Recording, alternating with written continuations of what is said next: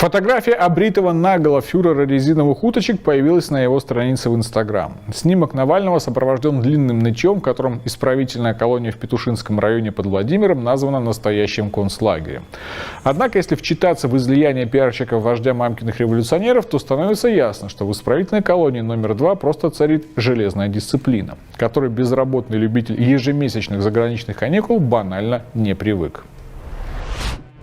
Предыдущее сообщение о том, что Навального уже отправили в исправительное учреждение, оказалось фальстартом. Причина была в том, что еще не окончился срок подачи апелляции на приговор о клевете в адрес ветерана Великой Отечественной войны. А значит, по закону Навальный должен был оставаться в СИЗО.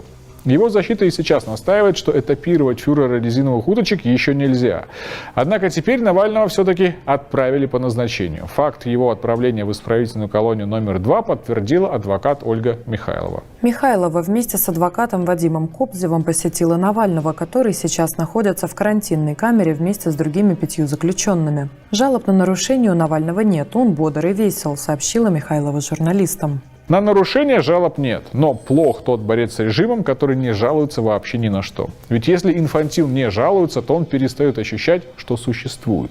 И потому неудивительно, что на странице Навального в Инстаграм в тот же день появилась обширная запись с нытьем. Интернет в колонии запрещен, так что сам фюрер ФБК вряд ли мог выложить свое фото в инсту, сопроводив его текстом. Но вот надиктовать нытье по телефону или даже в ходе встречи с адвокатами мог вполне. Давайте почитаем, что от имени Навального настрочили те, кто ведет его страницы в соцсетях, чтобы мамкины революционеры не забывали о своем фюрере. 3 вещи не перестают меня удивлять. Звездное небо над нами, категорический императив внутри нас и изумительное ощущение, когда проводишь ладонью по своей свежевыбритой голове.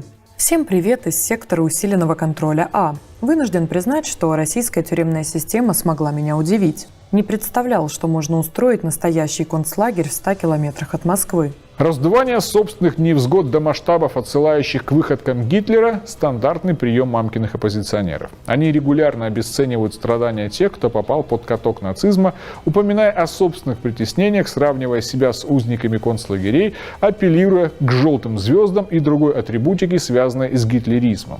В их звенящие от пустоты головы не приходит одинокая мысль, что такие сравнения кощунственны. Взгляните, что же привыкший харчеваться по заграничным курортам видеоблогер считает концлагерем. Никакого насилия и даже намека на него я пока не видел, хотя по напряженным позам осужденных, стоящим на вытяжку и боящимся лишний раз повернуть голову, я легко верю многочисленным историям о том, что здесь, в исправительной колонии 2 Покров, совсем недавно людей до полусмерти забивали деревянными молотками. Сейчас методы сменились, и, честно скажу, я даже не припомню места, где все разговаривают настолько вежливо и в каком-то смысле приветливо. Ой, то есть никого не бьют? Не заставляют стоять часами по стойке смирно с вытянутыми вперед руками? Не выдают вместо нормальной обуви деревянные башмаки, стирающие ноги до костей?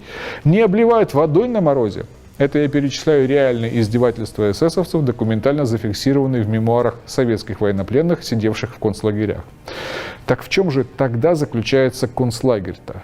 А вот в чем. Режим, устав, распорядок дня, буквальное выполнение бесконечных правил, мат и жаргонные слова запрещены, и этот запрет строго соблюдается. Представляете тюрьму, где не ругаются? Страшное дело. Ужас какой! Ругаться нельзя.